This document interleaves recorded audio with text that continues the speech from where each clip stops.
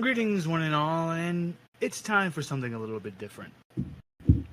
It definitely, when this releases, it's well after my birthday, but we're recording this on my birthday weekend, and I'm doing a spiritual successor to a game I ran a while ago, and I always knew I could do it better. The people who played in it, they did a fantastic job. Nothing on that. It was more on the way I ran it. There were so many things I could have done better and introduced for the plot and how I wanted it to go instead of just springing it on people. Personally, for me, it felt like a mess near the end. So we are going to be utilizing the absurdia system. The best way to describe this system, it's if you know the YouTube series, the YouTube group, Welcome to the Night Vale. This is essentially Welcome to the Night Vale, the tabletop system. It's fantastic, and it utilizes the powered by the apocalypse system. So it makes it really easy to pick a playbook and get your character in mind. But because it's me and everyone know, and if you're a long listener of our show, everyone knows I always put a little spin in how I use the systems. And normally there's faction moves to where there's different factions for like humans, fae, or whatever, and it'll depend on the players. We're not going to be using any of that. The only thing we're going to worry about is just the player's agenda and the basic moves, and essence, harm, and advancement. We're not going to worry about factions because that doesn't play into this world or in this story. And we have the first three players. Well, it's not right to call them players because in this game, they're travelers. They're people from outside of the normal plane. Now, before we started recording, I asked who would like to go first, and we have one of the other founders for Int. It is our favorite baby of the group, Seren. I mean, it's not wholly incorrect. Excusez-moi. Now, please tell me about your character. Tell us about their name, good physical general description, and take us in a normal day of your character, please. I'll make sure I'm muted for this. I should have been a little better prepared.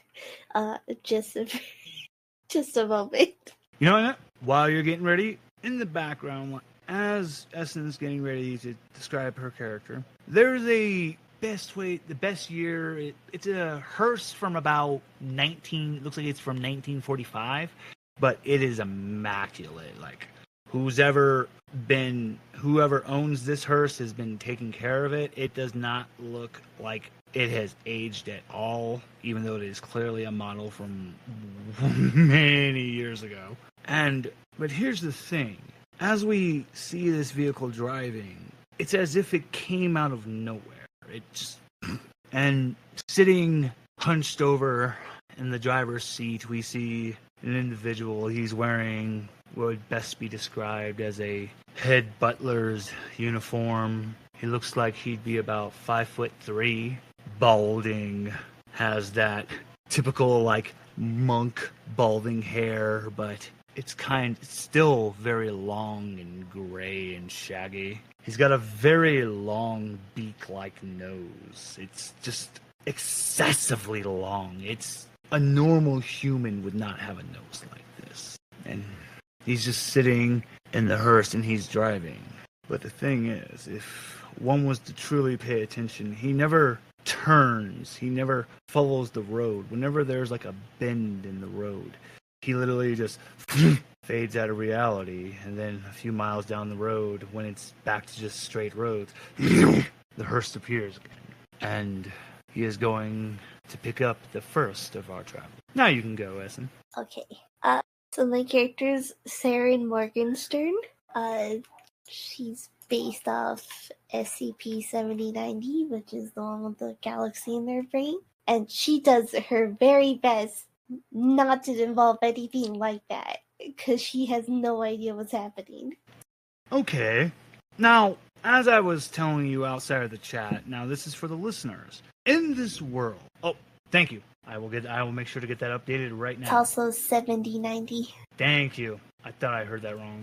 Alright, so allow me just to fix that real quick. There we go. Now, as I was explaining to the players, they are SCPs, but at the same time, they're not SCPs. This is not the SCP universe. This is not the type of SCPs that you've read on the wiki. They're different. This is a different type of universe. This is a different type of world. So, Seren, you have these anomalous properties. Oh boy. As you said, you do your best to keep your mind right. Now, are you proud, or do you like to talk and be public with your anomalous properties, with your anomalous abilities? Or do you keep them hidden? Hell no, she just wants to be a normal-ass college kid. Thank you. And that was the next important detail I needed to know. So you're in college. So, what is Seren's major? What does she study? Physics. Okay. So, oh, goodness gracious. If this was one of my joke campaigns, I'd be just screaming nerd, but no, that's actually very valuable information. That's going to really help you in the future, Seren. So, now, is she a good student? Or is she just, like, in the mid, just trying to get by? What kind of student is Seren? She's very diligent student, but she doesn't like pairing up in like group projects, so that kind of makes her fall behind. You know, it's funny that you say that because you're getting close to finals week, Seren. You're getting so close. You can taste that masters. And you're going to be one of the youngest to achieve their masters. It is impressive. You've been valedictorian all your life. You're a hard worker, and it shows.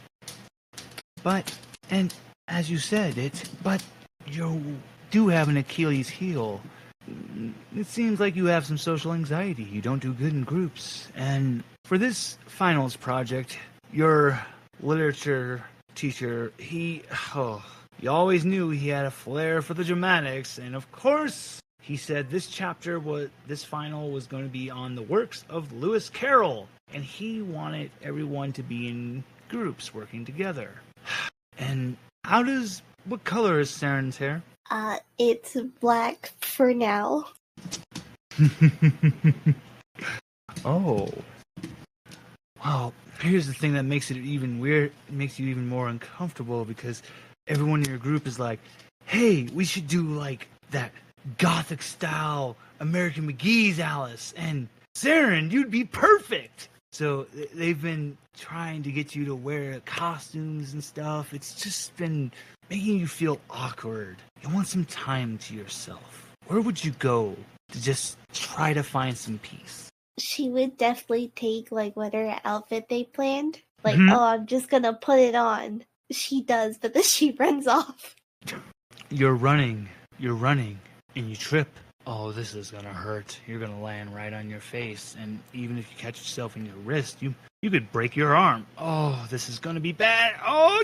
Why are you on something soft and squishy? It feels very comfortable, as if you could just melt into it. You squeeze. This is leather. You're in the backseat of a car. Hello, Miss Seren. Did I hit my head and you kidnapped me? No, it's your time. The time has come. You're being called, my dear. This was your own doing. You brought yourself to me. I am just a simple tulpa. He's panicking. He's like, oh god, I'm wearing this stupid outfit and then I got kidnapped. What the fuck is going on? Then, my job is only to take you to him. After that, you will not see me again. Unless, stranger things have happened. But my name is Raj, and I will be your guide to the rooms. Now, I'm really glad to see that you have gotten dressed up there, Miss Seren. You're going to be going to quite the banquet. Now, I must warn you, these individuals can have quite the voracious appetite. I'm late. Seren. Yes. You're sitting in the back of this hearse. you're feeling so much anxiety. You've definitely been kidnapped. Oh God, you've been kidnapped. Yeah. Oh no. Oh no. It's like 2 seconds away from bursting into tears. You were on the freeway. You're now what looks like in a very elegant garden. A very like the entrance to a very elaborate hedge maze. But decorated on all the hedges is a red rose. Standing at the entrance, there's these two individuals. Now, the best way to describe them, they look like ghouls dressed up just like very old Renaissance aristocrats. So they have the big powdered wig, but they look like exactly what you would imagine for like a ghoul, big ghoulish mouth and everything, but very pompous, clean looking clothing. And the car is coming up to the entrance. The car slowly parks. Raj gets out first, and he comes to your door, Seren, and he opens it, and he does like a little bow and does a little flare with his arm and goes, "After you, Miss Seren. I shall do the introductions for you." She's gonna slowly exit the car, and there's scorch marks where she had her hands on the seat. She's just like panicking, but also like she doesn't want to be rude. But then, as you look at those scorch marks, you see the leather starting to knit itself. And then you see like the front of the headlight of the car. The headlights get like eyelids on it. And it just does like kind of like a little angry face. And you just hear a honk honk. And in your head, you know the car just said, "Hey, I do." They drugged me. Honk honk. If I gave you, in your head you hear, "If I gave you a piece of McCain, would you calm down?" She's just gonna move on. She can't handle that.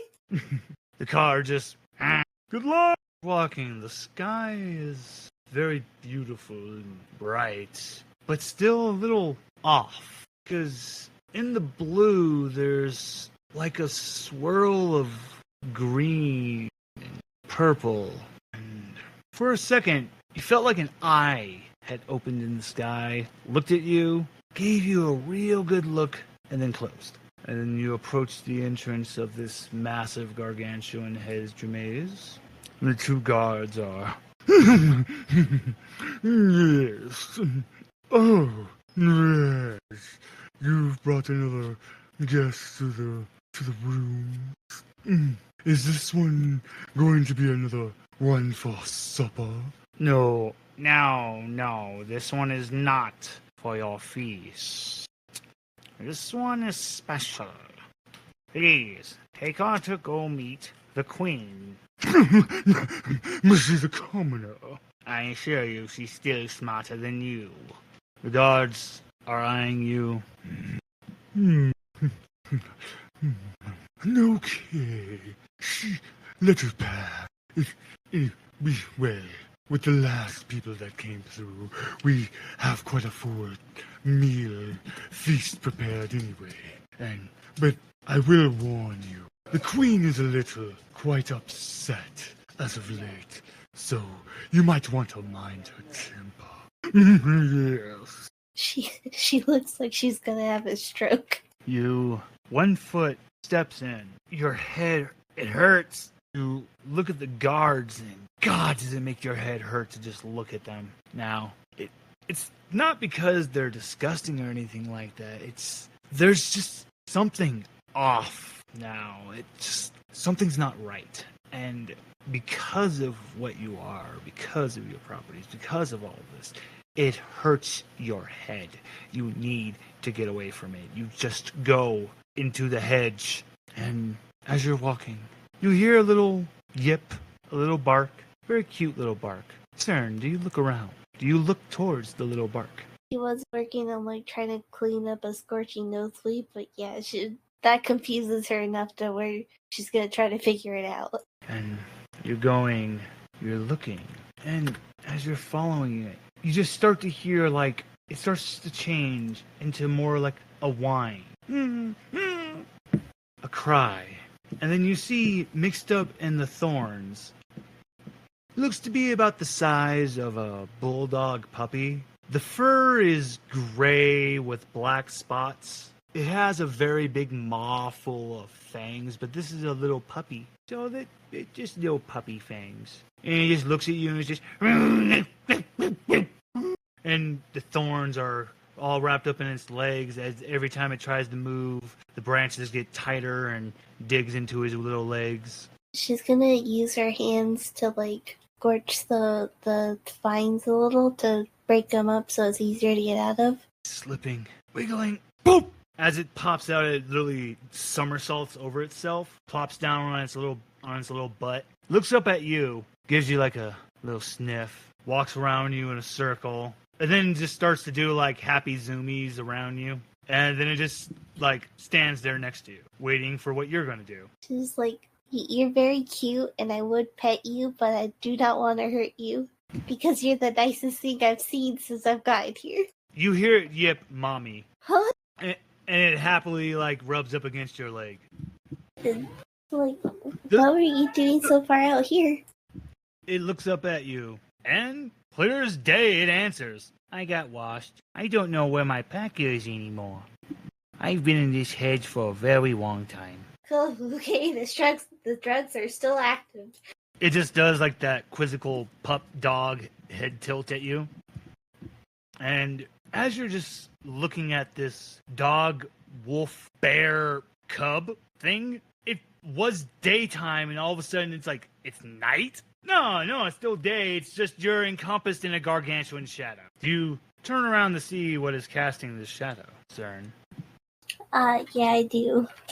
What you see is, now, this individual, she is about a good 7'5", and on a good day, she would be about a good 500 pounds. She has a very tiny crown on the top of her head, black, short-cropped hair, her massive red and black Victorian dress, and she holds a scepter. And at first, as you look at it, you think it looked like a heart, but then when you look at it again, it's clearly just a skull with, like, ruby eyes. Well, aren't you just an adorable little darling?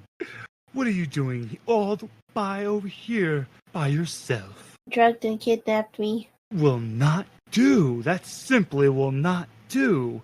Oh, no. Come, let the queen help you out. And with this, we're going to shift to one of the other visitors right now. Seren, we're going to come back to you. Now, for their next traveler, we're going to come to Swoley. It's your turn. Yeah. Now, tell us about your character. Tell us their name. And like I said, if you haven't thought of the SCP yet, don't worry about it. Well, question: couldn't two SCPs exist in the same space? And it's Oh yes. all right then. All right.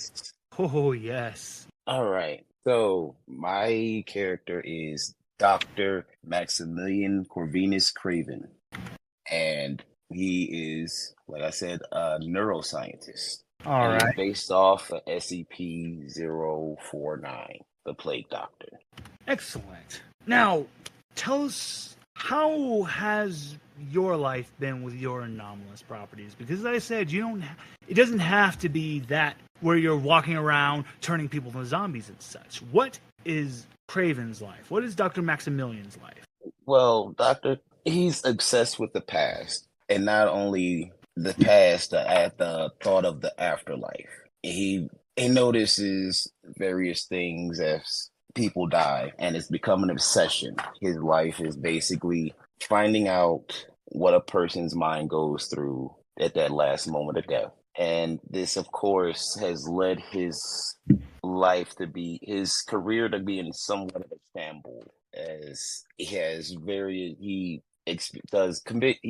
performs various experiments on homeless populations and animals and such. Okay. Now, what is the past few days been for Dr. Maximillian? What is currently going on for Maximillian? In his current state, Maximillian has basically lost everything. He has nothing but the clothes on his back, and a pocket full of scribbled down notes and symbols that make no sense to any. For a man that has nothing, yeah, it makes sense for you to be you just sitting in a bar, drinking the last bit of whatever money you have left, just drowning your sorrows. You're just, why even bother? You really getting into it with when you hit your eighth drink and you spin in your chair and then you fall backwards. Oh boy, this is gonna hurt.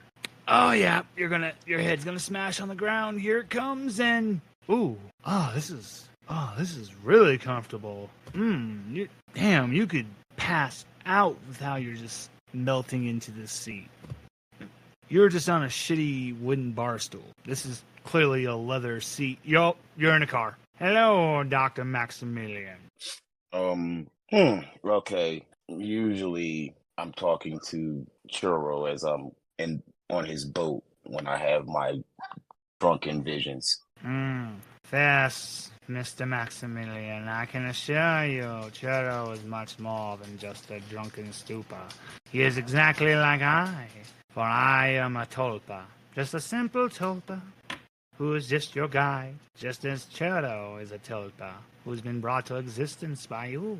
Now, my name is Rash, and my role is to be your guide to your next, to your destiny, Mr. Maximilian. My destiny, and what, pray tell, is my destiny?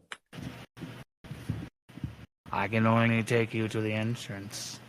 It is up to you to find out the rest. Let's just say I'm taking you to a place that exists, but at the same time it does not. I don't understand.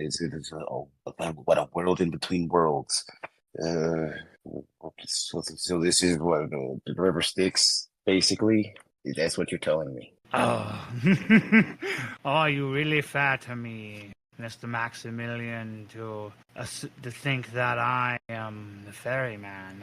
That is quite the role. But no, you are not on the river Styx. You are still quite alive, just a little intoxicated.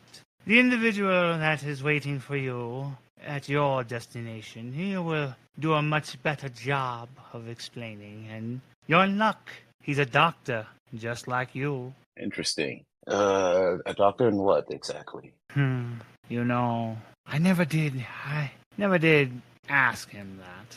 All I know is he calls himself Dr. Bright. Well, he goes by a different moniker now, ever since things have changed. Well, if he has the answers, actually, then take me to him. Of course, right away, Mr. Maximilian. And as you're going, everything's just normal city you've been in, and then, you should have gone down a curve, but you just kept going straight, but nothing is making sense to you now. Did you just go into a wormhole? What is this?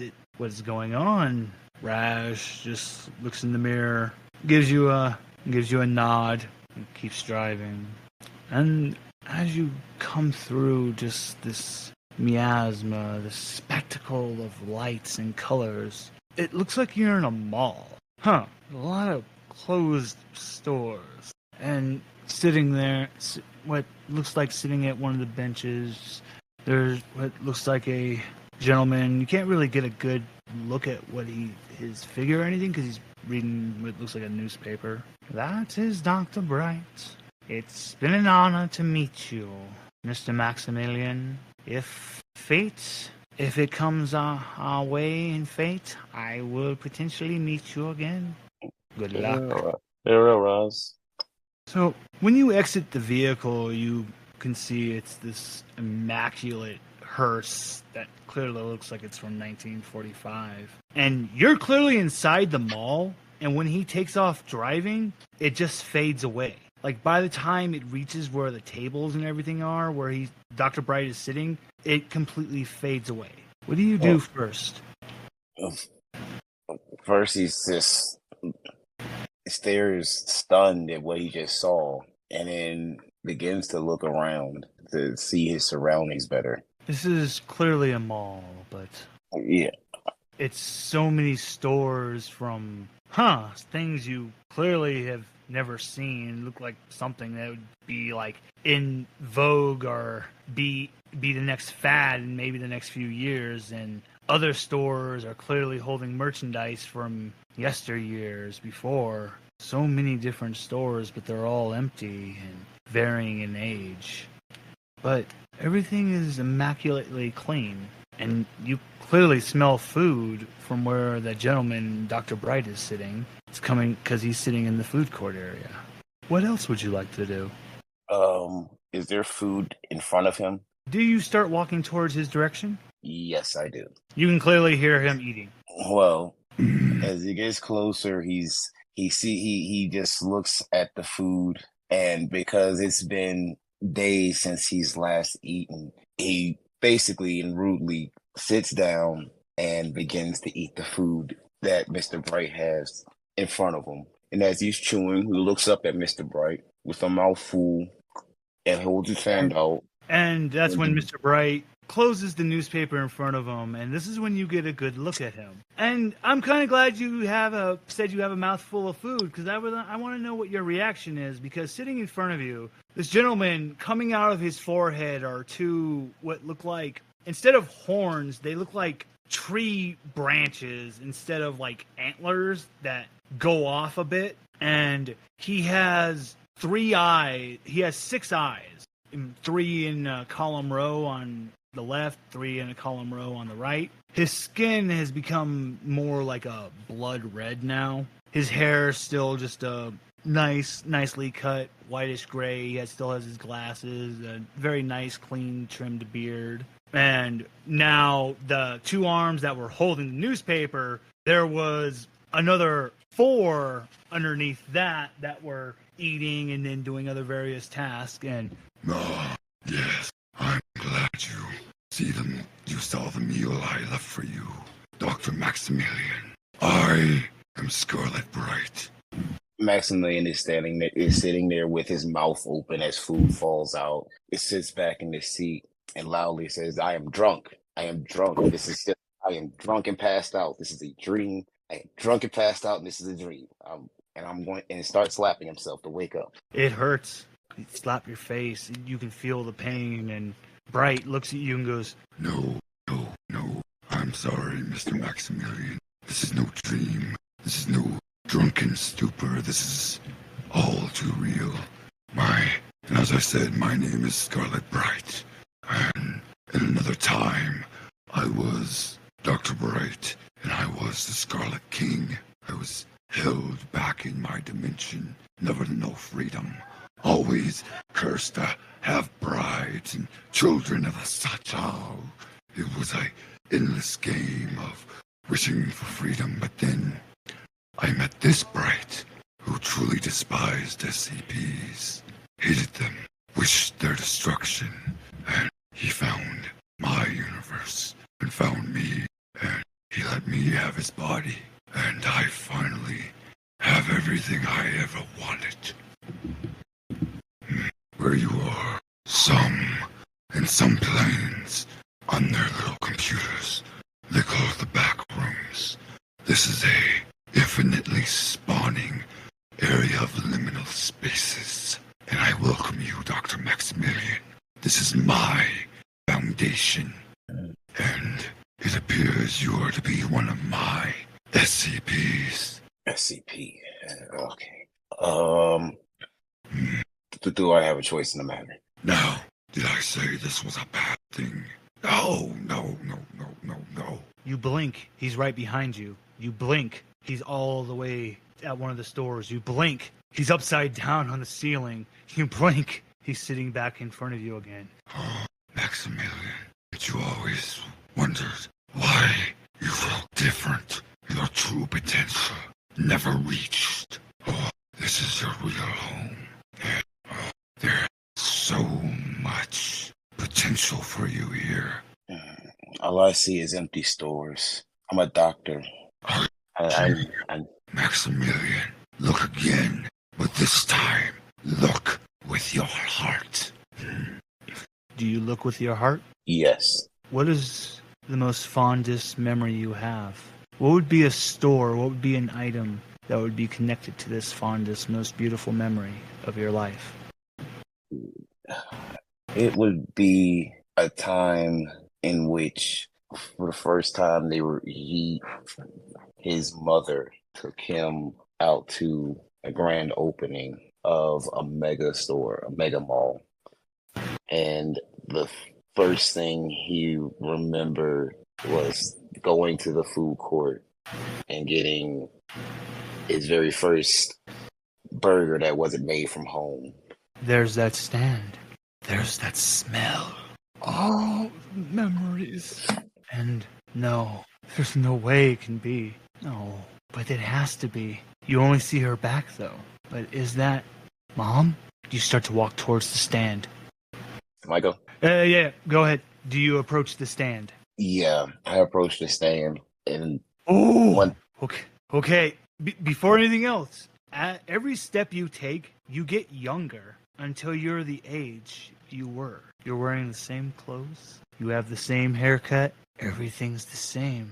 You take a deep breath. It even smells like that. Oh my God, you're in that mall. Crowds. All the same people.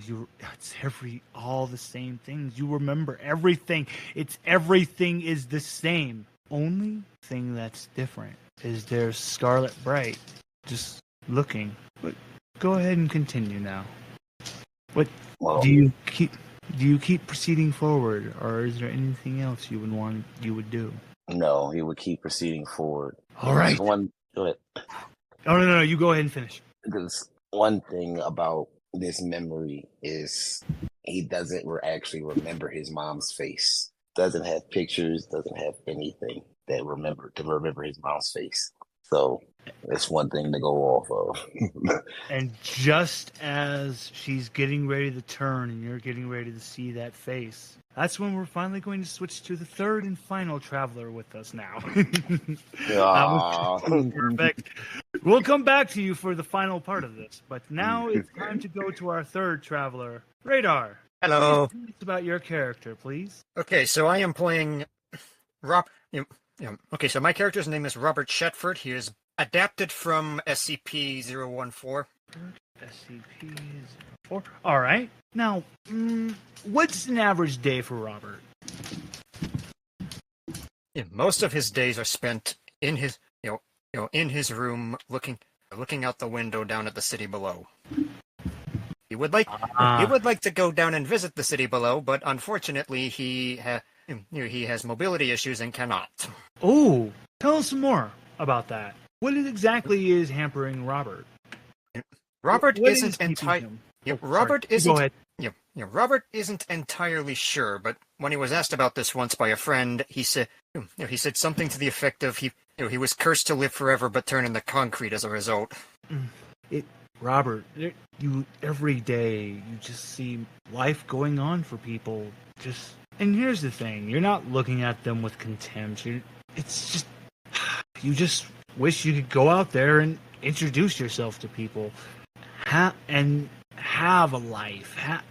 Do the things you see that people do on TV, on YouTube. You're getting frustrated. You get up. You know what? A nice cool glass of water, maybe something to hydrate. You'll get your mind right. You stand up. Woo! Your legs feel so heavy. Everything feels so heavy. Is this that concrete feeling you were warned about, that you thought about? Oh, and you fall back. This is it. You're never going to move again. You're stuck. You're going to be stuck on this couch. God damn it, you knew it. Why didn't you at least buy a better couch? No. Huh. Surprisingly comfy. Wait, this is not your couch. You squeeze. Oh, thank goodness your arms are working. You subconsciously wiggle your big toes. Okay, your toes are working. You wiggle your ankles. All right, you're not concrete. But you're clearly sitting in a car. Mr. Roberts, you are my final traveler that I shall have the privilege to meet today. It is an honor to meet you, sir. How do you know my name? Finally, someone who asked the right question. You see, I'm but a simple tulpa. I come from the thoughts and imagination of all people, and that's what brought me to life. So, of course, the one that helped contribute me to be, of course I would know his name. I made you? You had a hand. Everyone had a hand in making me. Well, just like with all tulpas. Robert, didn't you ever have an imaginary friend? He left. Well, he is an asshole, but that is essentially a a lower ranked tulpa, but a tulpa all the same. My name is Raj, and in all the time of all the people that I've had the privilege to see upon, you're the one that I have been waiting to just take them from their mundane life. Mr. Robert, how would you like to have a whole new life? What's the catch? Well, embrace. Well, the only catch I can think of, Mr. Robert, is that you will have to embrace your fears. Because once you have always feared and thought would be your handicap, will be one of your greatest strengths. It will, well, the expectations, what everyone is expecting of you. We have big hopes for you, Mr. Robert. That's why I'm taking you to meet someone, and hopefully you will help him remember who he was. This is, I guess you could call your catch. I would call it a favor. Would you do this favor for me? A long beat passes as Robert looks down out the window and at various places inside the car before finally responding, "Yes." Mr. Robert, thank you. This truly was one of my best friends in a time long, long ago when I was a different shape, a different individual, before I was a tulpa. When you were looking around the cab of the car, you saw a really nice looking purple top hat, and around the rim of this top hat is playing cards. But these playing cards, instead of the typical Jack, Queen, and King, it's this individual with that same top hat, and then what looks like a little mouse wearing a nice little vest, and then a rabbit with what looks like blonde hair. Are you a gambler? No, you could just say I was just a big fan of tea time. I really miss those tea parties. Now, all I ask, Mr. Robert, is give my old friend his hat back. That is how I want you to see if he'll remember who he was again. And maybe some of that will spread my way. Robert picks up the hat and puts it on his head. Oh my goodness. Oh my. So, I actually have a reward for you. So, the minute you put the hat on your head, your eyes flash white. So, when we say the vastness of space is like dark, this puts that to shame. But you're not scared or any of that. If anything, you're happy. You're having a grand old time because you know all you have to do is ask, and in the blink of an eye, with a wink and a smile, what you guys will ask for will be right in front of you. Bam! There's these big elaborate red leather chairs just floating in the cosmos, and a beautiful tea table, little saucer dishes. You pick up your teacup, you see your hand, it's a glove, and you're wearing a very immaculate tailored jacket. It's granted, oh my god, it is the gaudiest colors, and this would never go together. This is just pure chaos. Why? But you see what you would consider, yes, these are your brothers. When you're with them, you're happy. Even though what you guys do just makes not one lick of sense to the other denizens. Drinking this strange concoction of water and leaves with sugar? Ugh! And then you blink, and then you're in a herd of space. There's now all this light, there's stars, there's these large orbs of dirt and gas, and you've been told they're planets and such, and just and then you look up and you're just, oh, wait, why is he... And then you scream as you feel your face start to stretch. Your bones cracking. Your body, it hurts so bad. And then you feel like something is literally growing from underneath your skin, covering your face. And then the last thing you see is one of your brothers screaming and writhing on what was your beautiful, immaculate table as he gets shorter, his legs snapping and breaking. He gets wider. His fur falls off. He just has skin. And then he starts to grow a strange nose on the front of his face. And then everything goes black. Your eyes stop glowing. Am I back in the car? Yeah, you're still in the car. Okay. Raj he looks at you with a very sad look. From the mirror, you can just see his eyes. He just looks sad. He just keeps driving. We're almost there, Mr. Roberts. We're almost there. Now, where you've come out, you were clearly in a city, but this looks like a very dense forest. This is so odd. It's what? And just trees all around you. Yet the car is driving perfectly through everything. Until finally this building makes no sense because it looks crooked and bent, crooked and misshapen. And then you see what looks like it says Haberdash and then scratched out Surgeon. We're here, Mr. Roberts. Good luck. Thanks. Now, as you get out of the car, something is definitely off about these woods because you're looking left to right. Now that you're really thinking about it, this is a clear path that you guys were driving on. It wasn't that you were bobbing and weaving through trees. He was just driving on a perfect path. And something tells you do not divert from the path. You feel like there's so many eyes upon you. Yet, no. Nah.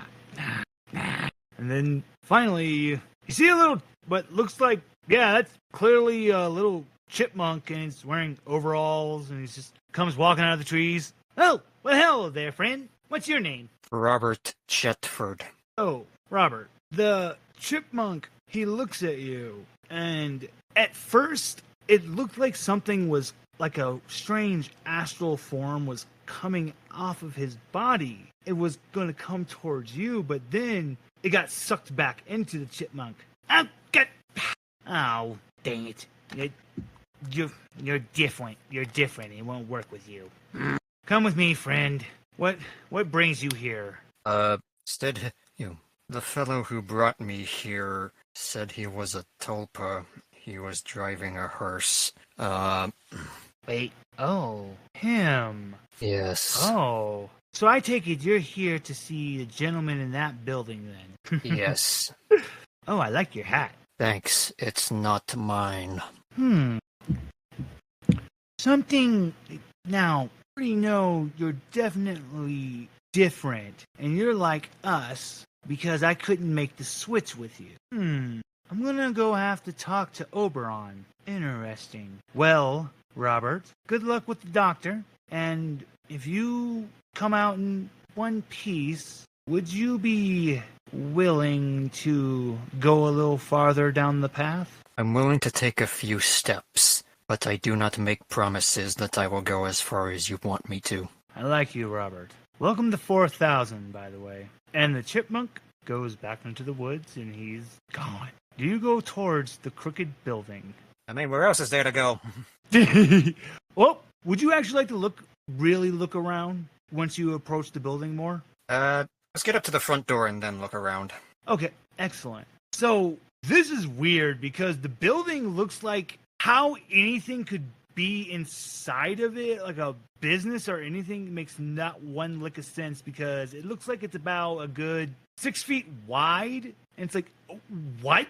This makes no sense. It's like barely wide enough just for the door. You look left, there's a well. You look right. In the woods, there's an entity. He's jet black, and he just has what looks like the head of like a deer skull, and it's just looking at you. Now, What would you like to do? I knock on the front door and then wave to the jet black fellow just to be polite.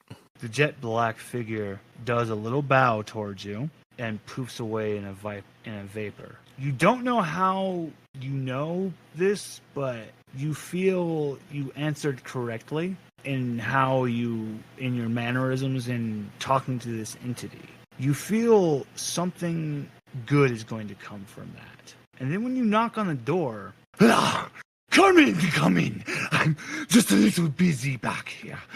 I'm sorry, my hands are full. But please, come in. And then the door opens. Best way to put it, it's like the TARDIS. It's bigger on the inside. You look inside. This is like the size of a grand hall in like a mansion. You back away from the door and you look. Nope, it's still the little stained, skinny building. Look back in. Yep, grand hall. About maybe a good 5,000 square feet just for this area. Do you step in? Yeah. Now, looks are very deceiving because, yes, the outside of it was like all cracked and just, it looked like this was going to be your stereotypical haunted house, but it's immaculately clean. And the one thing I guess you could say brings alarm is just the sense of like paint and wallpaper, because you just see what looks like someone was trying to paint like a designer or something, but then got upset and then just did like red X's all on it. It's just in black X's and just don't look at that. Hello. Please come upstairs. Come. I haven't had guests in quite a long time. Forgot how painful stairs were. God, you're dreading walking up these stairs, but then something peculiar happens. You step on one of the steps, and then it goes up like an escalator, but these are wooden stairs. And as you get up, I don't want to say what you do. I want to ask, what is the first thing you do when you come up the landing? Take a look around. Excellent. As you look around, yep, definitely a doctor's waiting room. Except when you look at the magazines, all the magazines just have this individual. Now, the coloring of like the cloak and the mask have that same sense of gaudy color sense of that individual and that memory of when you put on the hat. Because so now you've seen a plague doctor's mask, but this doesn't have the bird aesthetic to it. This looks more like a anteater aesthetic, and instead of a like black cloak, it's a very fine tailored jacket that it looks like a mixture of like a petticoat of a long petticoat with a doctor's coat, and it's a rainbow mash, like someone just took all the prime colors and just threw them at a wall and said, "There we go." And you look at his fingers. The index finger and the thumb, they're syringes, but then every other finger is a different medical instrument. And it doesn't look like he's walking, it's more like he's just gliding across the floor. The Tulpa dropped me off to see you. Tulpa. Now, is this a cold? Is this some new form of sickness? Is this the plague? Yes! That's what it... He stops as he's going into this elaborate thing, and he freezes in his steps. What is that on your head? It's a hat. That's a tumor. It's the source of your sick. I don't like it. He like starts to cower away from you. Just, what is this? Shall I remove the hat so we can continue then? Oh, remove the hat, Robert. You feel like a heartbeat as the hat. You can tell the hat is just locked on the doctor. Just Tulpa. Step in time. Step in time. his body starts to twitch and crack as his neck violently jerks left and right. And Radar, this is up to you.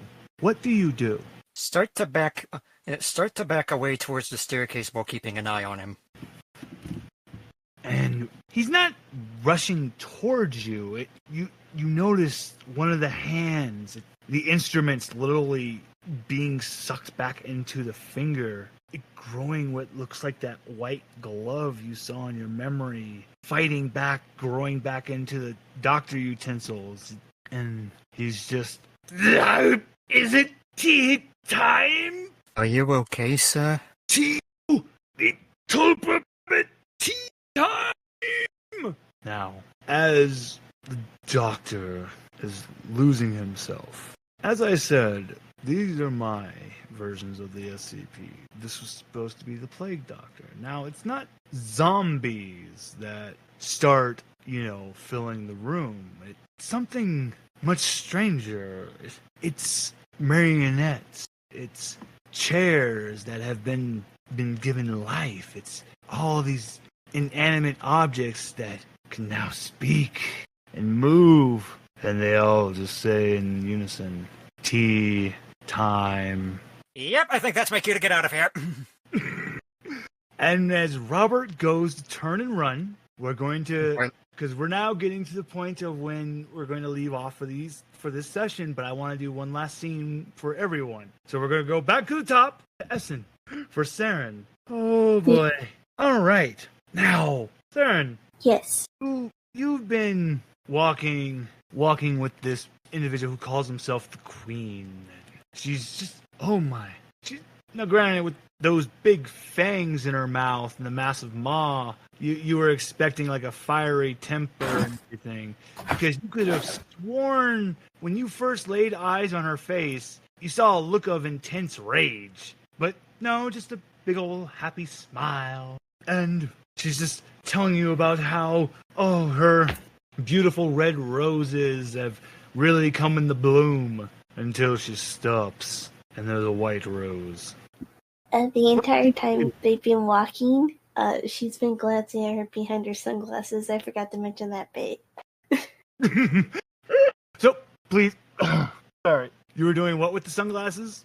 She's been wearing sunglasses the whole time for reasons, but she's been she saw the rage at first, and so she's been trying to if I look fast enough, maybe I can see it again, because I'm suspicious as fuck. So, you see that flash of rage for a split second as she looks at this white rose, and you see she wants to reach out for it, but then her body is violently forced to stand straight, and she's just, yes, my beautiful red roses, there's nothing amiss. And you can tell she's clearly ignoring the white rose. Yeah, Seren's gonna I don't want her to lose her shit because I don't know what's going on, so she's just gonna quickly pluck the white rose and burn it. Oh, Queen is happy. She's telling you all about how they like to play croquet and how you simply must join them for a game. And you're getting to the massive feast table, and you see more of these aristocrat ghouls. Your head! You blink for a second, and you think you see, rectangular shapes, but that doesn't make sense, because that's where bodies... What? And you go. As you're approaching, you clearly see their... Oh yeah, those are bodies. And the Queen takes a seat at the table, and she is motioning for you to sit right next to her, Seren.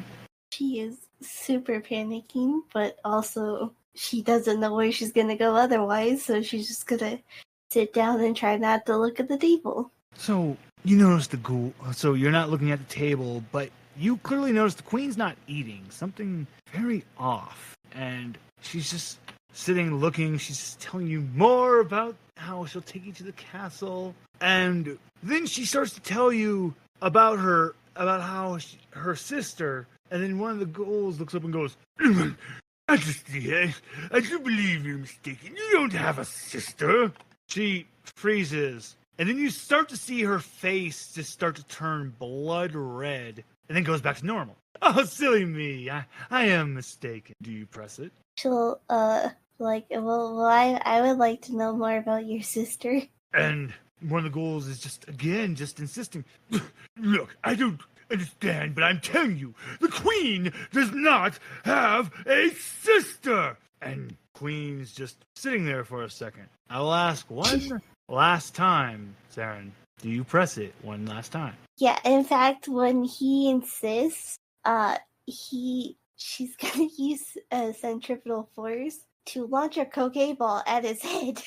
Wow. It's really uncanny that this goes perfect, because the queen, if you would have been looking at her, you would have been noticing that her skin was starting to have cracks form in it, and there was this strange green glow coming from the cracks. And finally, her entire body just goes beet red as she screams, "Off with his head!" as a massive explosion goes from the queen. And you knock out the aristocrat with the mallet. Look where the queen was.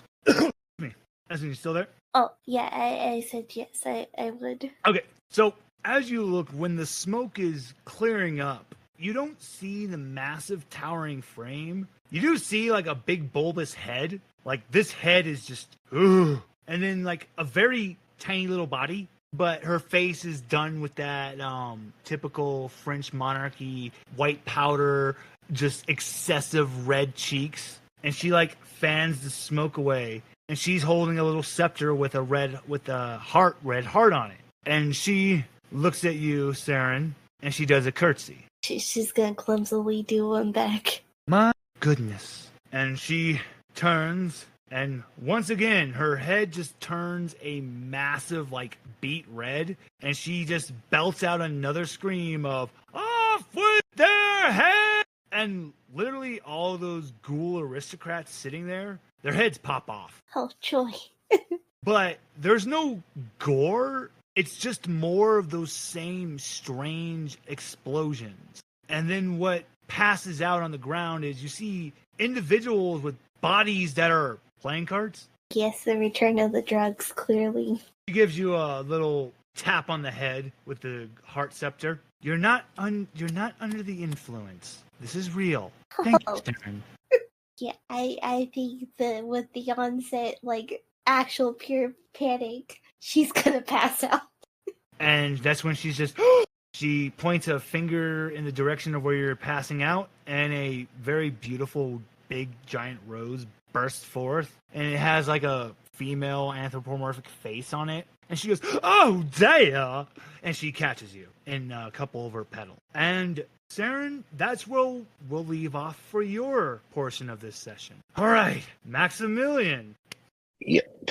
Coming to as I said, as your mom is turning face, just it's not a horror face, it's just like a fuzz. You still can't get a good look at her face. I can help you put a face to that body. Join me, Maximillian, and every good memory will be here, and every memory of misery we will burn. Honestly, I have a confession to make. Bright looks at you. My obsession to remember my mom's face led me on a different path. With my experiments, I learned that it is possible that you can use that it might be possible to transport other memories onto other people. I think maybe you can help me improve on this type of research, or even shape it to your design if you wish. Intriguing. Are you sure about that, kiddo? Oh yeah. Do you look at who said that? Yes, I do. See a porcelain cat. Are you sure I'm not drunk? Like, this feels like a fever dream right now. Maximillian, ignore that little trinket. Just focus back on our deal. On that. Hold on there, buddy. Hold on, buckaroo. You had your time. It's my turn. Are you sure about that, kiddo? Okay, who are you? What are you? I don't know. I just am. And my name? I can't tell you. All I know is I've waited a very long long time for a certain person, for a certain time, for that 1 in a million chance, and now I know it's you, kiddo. What it's for, I don't know. But I will say this, nothing good is waiting for you with that son of a bitch. Are you? Come on now. There's no need for names. I'm promising Maximillian a better life. He's had so many hardships. It's time for him to have a better chance. Come on, Maximillian. Tell me more of this idea of your memory swapping. Hold on now. No, no one calls anyone a son of a bitch and to their face and not mean it. I want to hear what this cat has to say now. You said the right answer there. Everything goes black, but not in an intimidating way. And then you feel a tug on your sleeve. And when you look down, you see standing at about a good 4'5", looks to be about like the shape of a child, but with no hair. And there's no eyes, nose, or ears. There's just a mouth. All that said is, I miss my brother. I'm so lonely. I'm sorry. Your breath. I'm sorry, but I don't think I can help you. You and all you hear is you already are. As you start to go back, you're back facing in front of the porcelain cat. Your breath is like pure ice fog, ice mist, and it's going towards a certain direction. Because your breath is normal whenever you face another direction, and it's clearly behind the porcelain cat. And it looks and he goes, "So what do you want to know? What do you want to ask?" Okay, who is that obviously demonic looking thing that I was willing to sell my soul to? Oh, that is one thing I do remember. That's the Scarlet King. He can call himself Scarlet Bright or whatever, but we all know that the minute he took over Bright's body, there was only Scarlet King left. That's just some asshole primordial from the beginning of time who got too big for his britches. Fuck you. And that's why you're a useless fucking porcelain. And that's when you notice he just like lets out like a spray of spit as punching into his gut, sending him literally just flying off into the distance through the roof of this mall. You see this little thing. It has like the arms of a orangutan. Well, the arms and legs of an orangutan, but the body, the torso area is kind of like a hippo. And then the neck reminds you kind of like a giraffe meets a snake. And then the head just looks what you would describe like a Chinese dragon. And it fades away. All I'm going to say is there's only so much bullshit I'm going to sit there and take. I'm not just a porcelain cat. I may not remember what I am, but I do know porcelain cats aren't supposed to talk. And I get the feeling that I've been waiting for you so I can finally learn what the hell am I. Will you help me? I think I can. Do you pick up the porcelain cat? Well, first, I bend down to see if it's going to let me pet it. As you touch it, it lets you pet it. And as you touch it, it feels strangely cool. Yet, is that a pulse? Interesting. And then as you get both hands on it, on the back of the cat, a crack forms. And a faint green light comes. Well, all I know, like I said, all I know is I was supposed to just come with you. I believe the next step is up to you, kiddo. All right. So, yeah, I pick up the cat.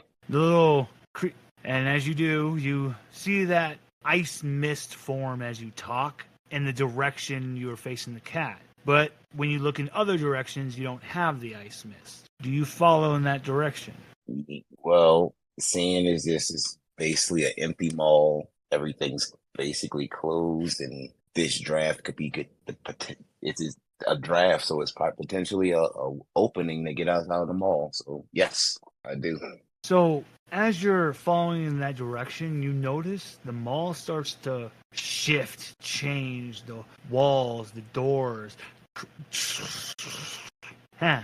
Looks like he woke up and looks like Scarlet didn't get to have his way. You were on the floor of memories. And this is a particularly nasty floor because someone can take advantage of your memories to take advantage of you. And you almost bought into it, hook, line, and sinker. But it's not your fault. Like I said, this is a very dangerous room. And Scarlet is a particularly nasty sociopath. Yes, primordial things can be sociopaths. I figured. Now I'm curious.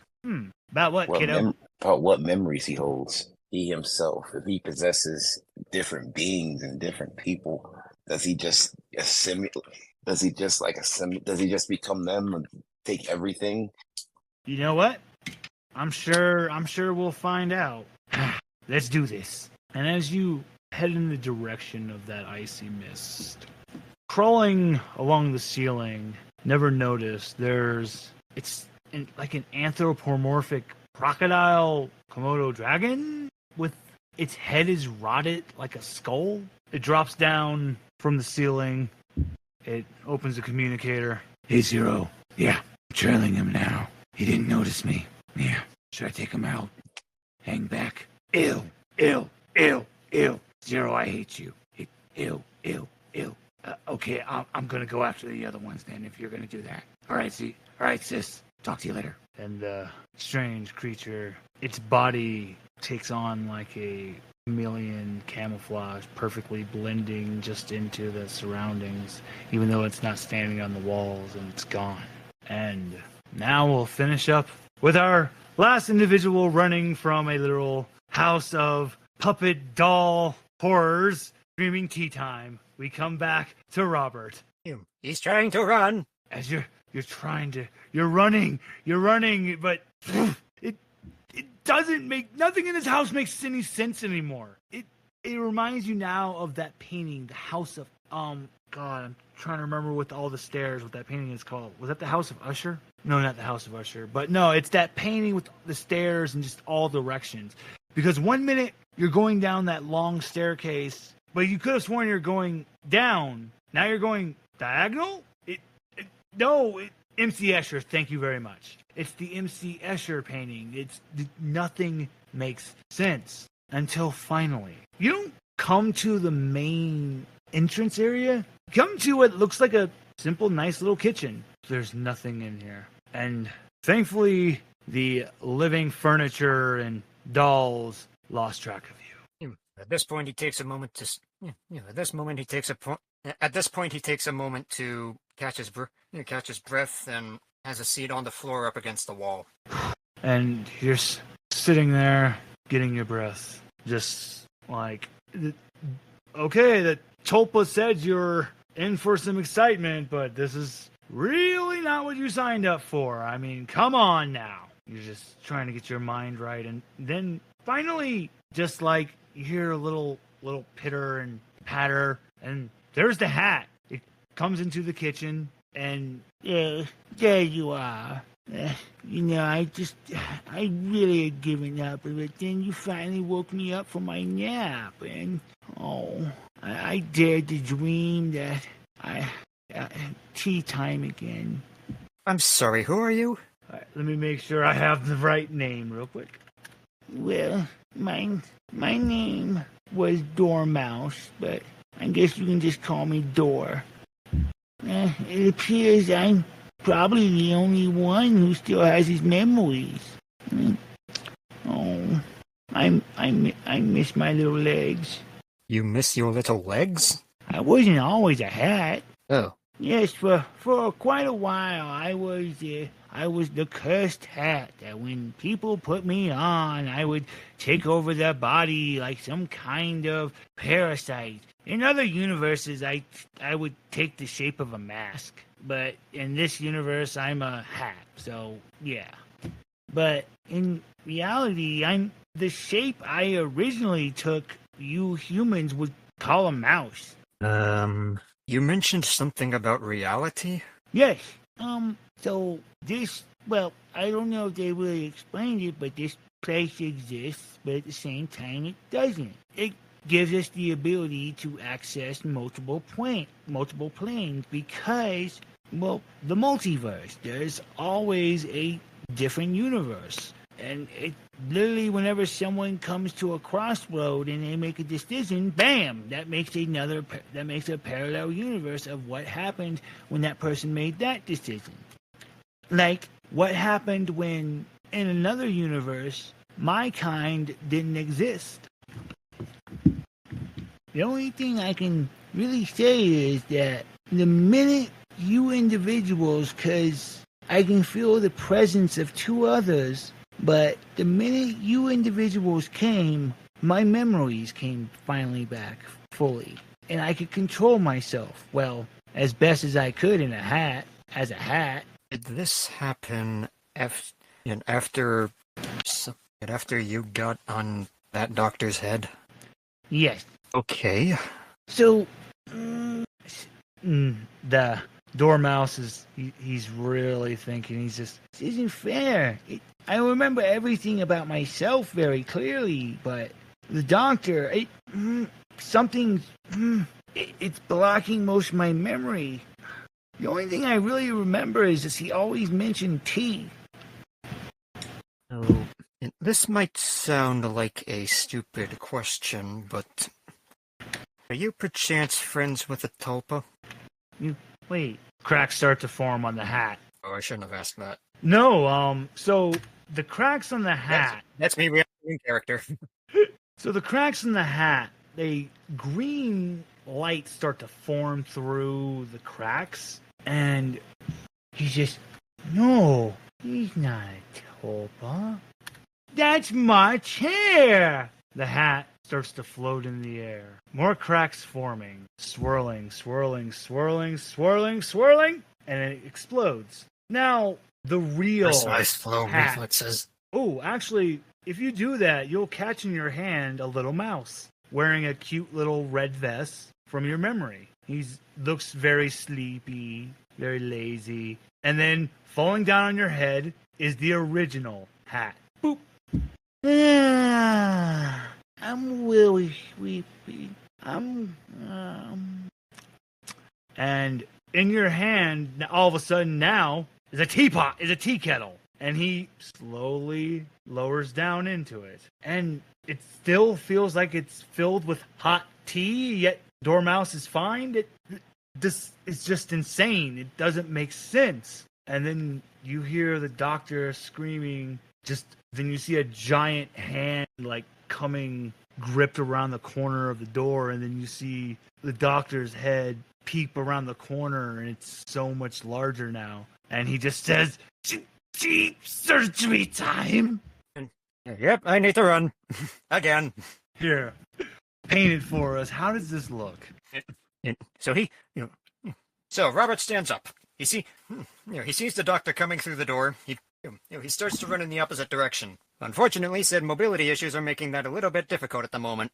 You know what? This is why I always reward good RP. And since you still left your handicap, I will let you have this. Because just because that hindrance happened doesn't mean something bad is going to happen. Because as you trip, the hat falls off your head and bloop, lands on the doctor's head. And then as he lets out a mad howl, from the palm of his hand grows a tea plate, and then a teacup grows from that. And then his arm stretches and holds out in front of you. Do you pour from the tea kettle? A brief moment of hesitation, and then yes.